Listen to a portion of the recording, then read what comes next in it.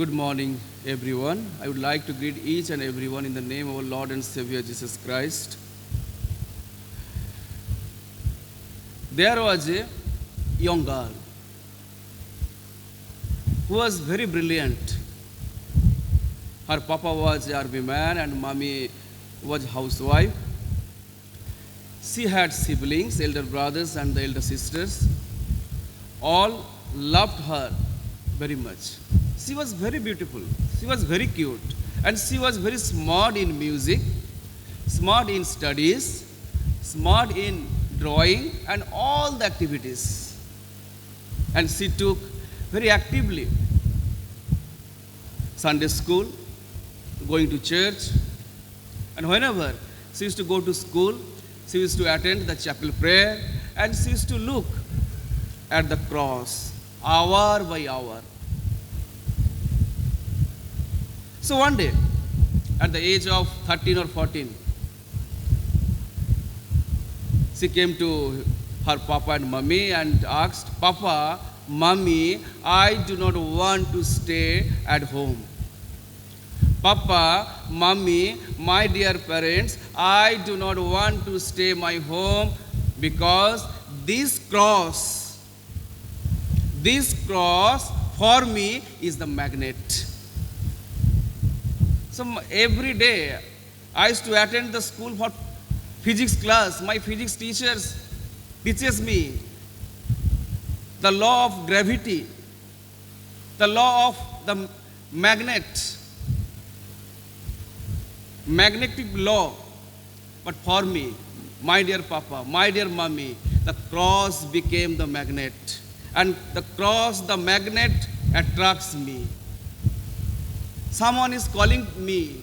I heard the call from God, from cross, and I have to go. And she came out from her home and became the mother of the whole world. She is none other than but Agnes, Mother Teresa. My dear friends, the brother and sister in Christ, there are thousands of Agnes, thousands of Mother Teresa. For them, the cross is the magnet. For them, the cross is the hope. For them, cross is the love. For them, cross is the redemption. For them, cross became everything. And they dedicated their life. My dear friends, today, the theme of the meditation is the magnetism of the cross. The magnetism of the cross. We have read Isaiah chapter 53. Verses 1 to 6, it talks about the suffering of the servants. We also have read Hebrews chapter 5, verses 1 to 10. It talks about Jesus the high priest and the priest forever. And also we have read the Gospel according to St. John, chapter 12, verses 20 to 36. It talks about Jesus' impending death and his role in drawing all people to himself. My dear friends, magnet has a power. Magnet shows us that the opposite poles attracts each other. It has a power. It has the material power of attracting iron to themselves. And our cross has the supreme power like magnets.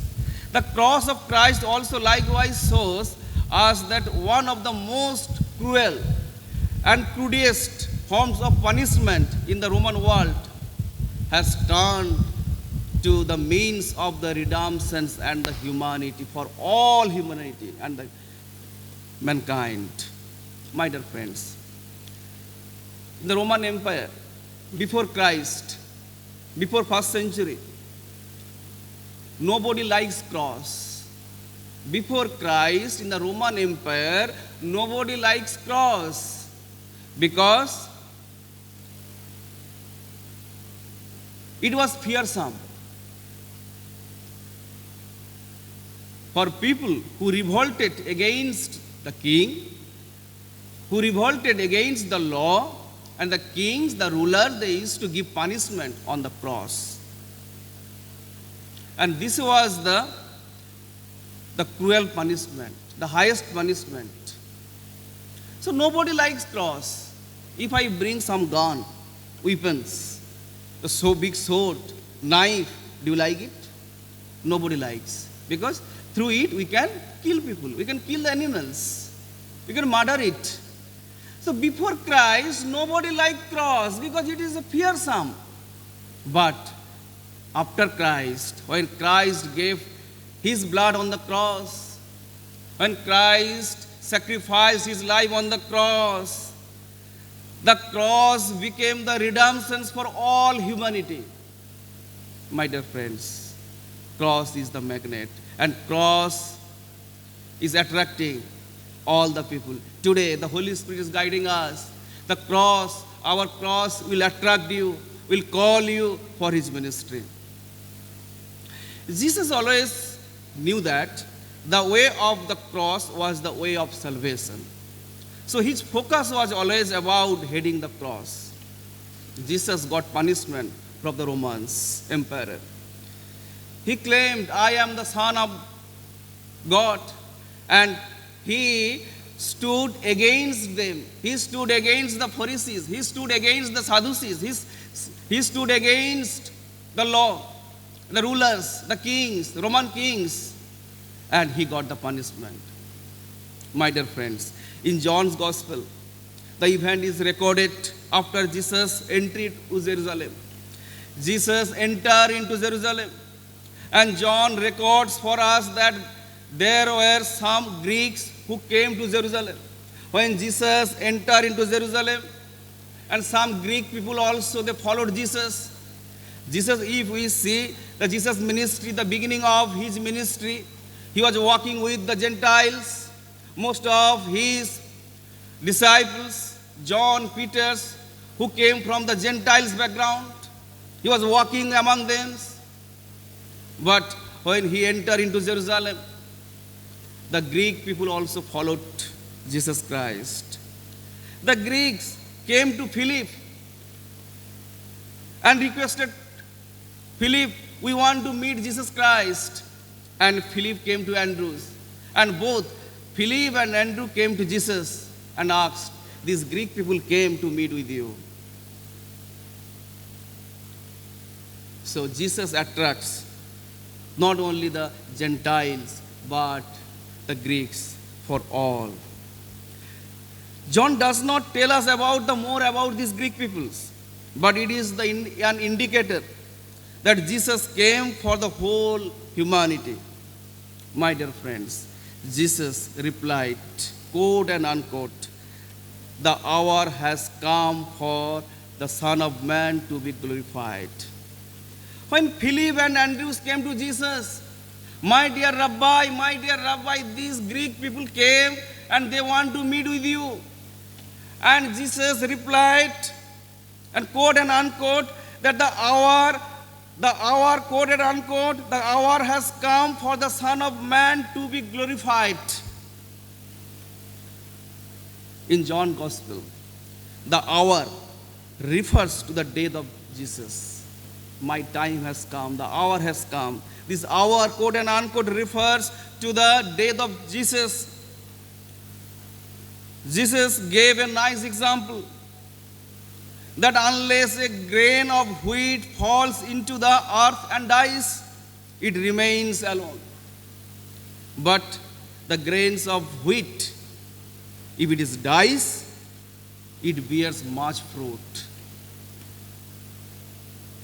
Jesus uses these illustrations and to talk about own impending death, knowing that it is only through his sacrificial death on the cross, all the humanity, all the mankind, all the Gentiles, all the Greeks, all peoples, rich, poor, all will enjoy the fruits of the salvations. So that's why he gave very nice illustrations. He gave and he wanted to teach them that I am going to sacrifice. I will die. I will die on the cross. I will give my blood on the cross, and all the humanity, all the peoples They will enjoy and they will get the salvations. Jesus continues by challenging his disciples that anyone who loves their life will lose it. Very important things, my dear brothers and sisters. So Jesus jumped and he said that if anyone who loves their life will lose it. Anyone who hates their life will give it for the eternal life. Whoever serves me must follow me, and where I am, my servant also will be. Very important thing Jesus said and made them understand. He said to Philip and Andrews that whoever loves their life, they will lose it. Yes, Jesus told that whoever loves your families, your brother, your sister, your husband, your spouse, more than me, more than God, more than Lord, he is not fit for my ministry. He or she will lose it. But anyone who hates it, he'll get eternal life. My dear friends, if you sacrifice your life for Christ, if you think for his kingdom, if you think for the cross is my everything. The cross is my Jehovah Rapha, Jehovah Nisi, Jehovah Shalom, Alpha, Omega. If you think for God, if you think for his ministry, if you think for himself, if you think for your God, his ministry, his kingdom, my dear friends, obviously you will get the eternal life that Jesus taught us. Jesus taught to Philip and Andrews. And you are the servant of God. We all are the servant of God. If you think so, if you do so, wherever Jesus is, you also will be. Wherever Jesus is, you also will be. It does not matter where you are serving. नीले आसमां के पार जाएंगे मेरा यीशु रहता हुआ. I came from West Bengal. I am serving here. From here, there are the pastors who is serving West Bengal, and there are pastors who are serving Africa and many places. But wherever you are, wherever Christ is there, you will be there. Christ will be with you. In other words, Jesus is saying that if our focus is only on loving the world, then we will lose eternal life. Very nice things Jesus told. If our main focus is only loving this world, what the world is doing, I have to do. World is watching TV, passing their time, spending lots of time to mobile, WhatsApp, this, technology on this, and not spending time in prayer, devotions, not coming to the church, not coming to the altar, not thinking for the kingdom, then they will lose the eternal life. So they are loving the world, not God. They are loving the world too much. They do not have a time for God. They do not have time for the cross. They do not have a time for thinking Jesus, the Christ, the scripture. So definitely you will lose the eternal life. But if we give our lives for the sake for Christ, the gospel, you will gain the eternal life. That's why the small Agnes looked hour by hour on the cross.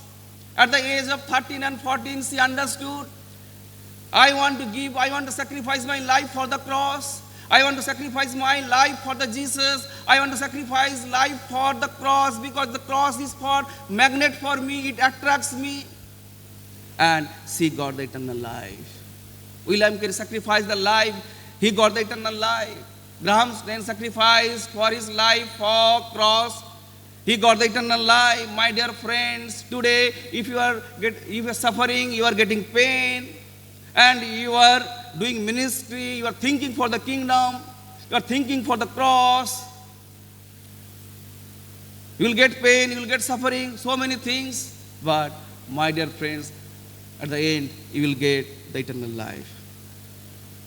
Following Christ is the way of the cross. Christian life is not bed of roses. My dear friends, my dear brother and sister, Christian life is not the bed of roses, the full of work for Him, the full of work for the cross, the full of work for His vineyard, for kingdom. Suffering will come, pain will come, it will go. And it is very important things, willing to be suffer. Willing to be suffer. When William Carey came, left England in the 18th century, England was developed economically, socially, economically, politically, technologically it is developed, but he left the city and he came India. And where he was staying, that is a little village, that time it was not developed. Doctor was not there, full of superstitions. His wife many times requested, we want to leave this place, we want to leave India and we want to return back to England. I can't breathe here. There is a sati, there is a child infanticides, lots of superstition. I do not want to stay here. But William Carey, he was standing before Christ and he was ready to, willing to be suffered. He did not listen. His wife became mad. His child died. But he continued, carried the cross, everyday cross, and got the eternal life for the gospel, for the cross. My dear friends, my dear brother and sister in Christ, Jesus further said in the gospel, when He is lifted up from the earth, He will draw all the people to Himself. When He is lifted up from the earth, He will draw all the people to Himself. Jesus challenges His followers to walk in the light so that darkness would not overtake them.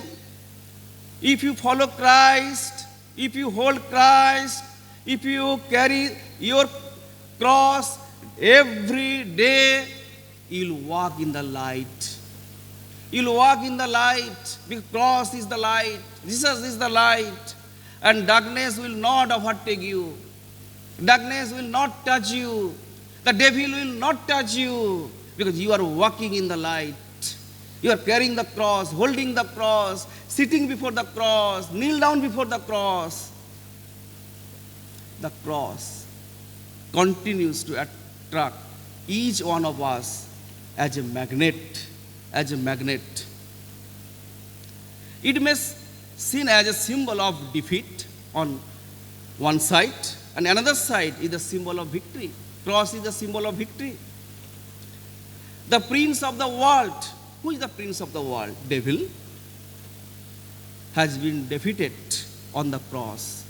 And Christ proclaims freedom. Freedom from slavery, freedom from sin, freedom from anger, freedom from gossip, and so many things. We got freedom from Christ when He gave His life on the cross. Philippians chapter 1, verse 21. It says like this, for to me, to live in Christ and to die is gain.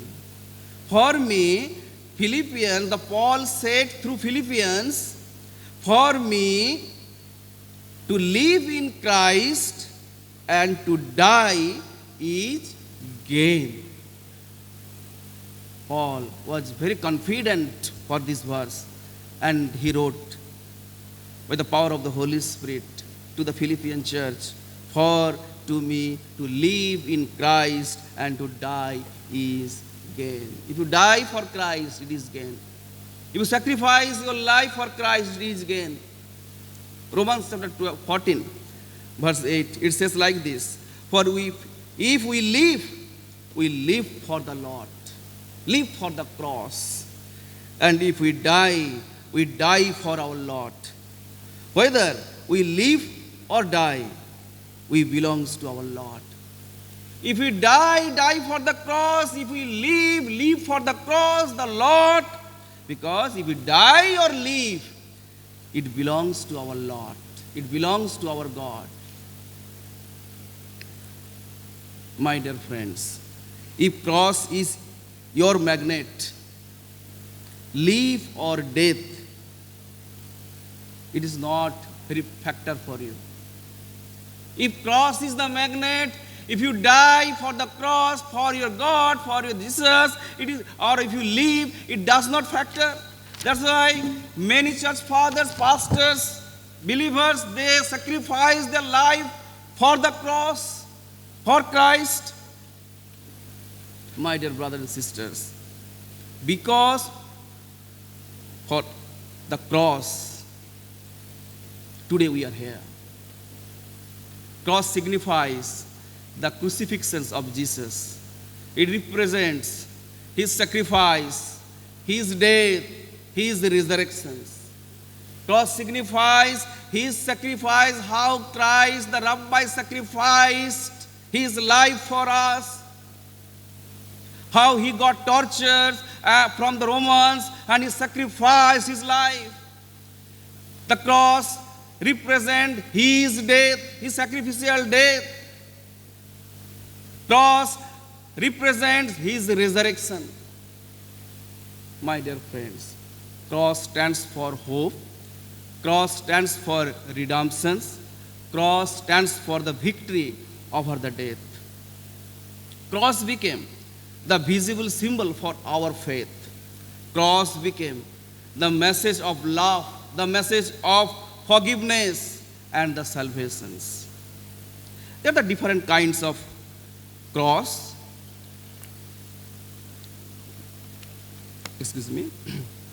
Are used in the church. I can show you that the different kind of crosses are there. If you visit the Orthodox Church, Anglican Church, Brethren Church, and the Celtic Church, Nestorian Church, there are the different kind of, different size, different color, and it has the own significance after Christ. It has own significance, but whatever the size, whatever the color, if you use, does not matter. But our faith is the matter. That inside the cross, the divine power is there. Inside the cross, the holy divine power inside the cross. A cross is not just like the materialistic things, or just like a metal or the wood.